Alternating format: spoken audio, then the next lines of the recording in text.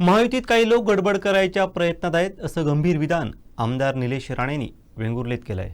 पाहूयात.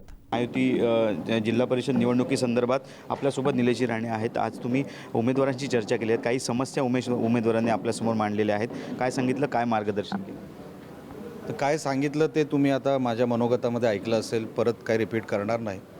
काही व्यथा आहेत त्यांच्या. महायुतीमध्ये काही लोक गडबड करायच्या प्रयत्नात आहेत असं दिसतं आहे प्रथमदर्शनी.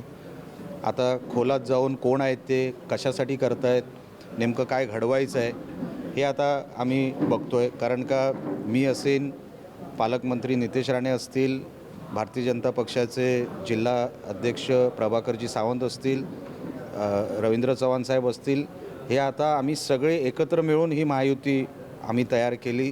चांगल्या वातावरणात चांगला त्याचा इफेक्ट यावा म्हणून आम्ही हे सगळं चांगलं झालं जे काही घडलं ते. आता कशासाठी काही लोक धडपड करतात मला काय समजायचं कारण नाही. ते आयडेंटिफाय झालेत कोण कोण आहेत. ते मी आता पक्षश्रेष्ठींना, भारतीय जनता पक्षाच्या आणि पालकमंत्रींना पण सांगणार आहे की असे लोक आहेत, कारण नसताना उगाच वातावरण खराब करत आहेत.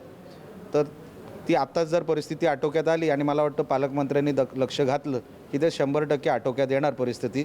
त्याच्यामध्ये काय मला वेगळं प्रॉब्लेम वाटत नाही. तिसरी शक्ती आहे असं आपण पण म्हटलं होतं आणि मागे जिल्हा बँकेचे अध्यक्ष त्यांनीसुद्धा ही तिसरी शक्ती त्रास देते या मतदारसंघात असं म्हटलेलं आहे.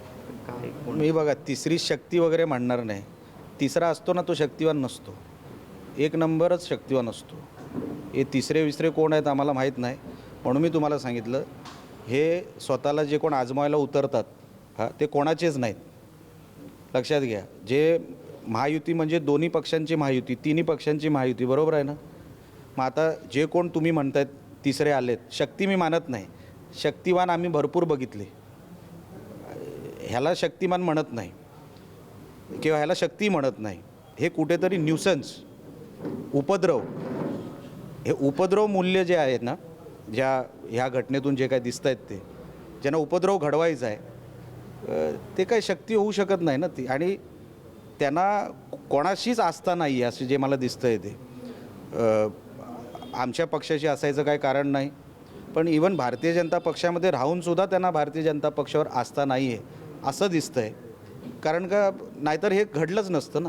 मीच स्वतः कोणतरी आहे असं समजून जर कोण मैदानात उतरलं असेल तर तो कोणाच्याच पक्षाचा नसतो, कुठल्याच पक्षाचा तो कार्यकर्ता नाही किंवा प्रेम नाही. अशा लोकांना उचलून फेकून द्यायचं असतं. हे काही शक्ती वगैरे नसते, ही न्यूसेन्स व्हॅल्यू म्हणतात. या न्यूसेन्स व्हॅल्यूला उचलून फेकून देणार आम्ही.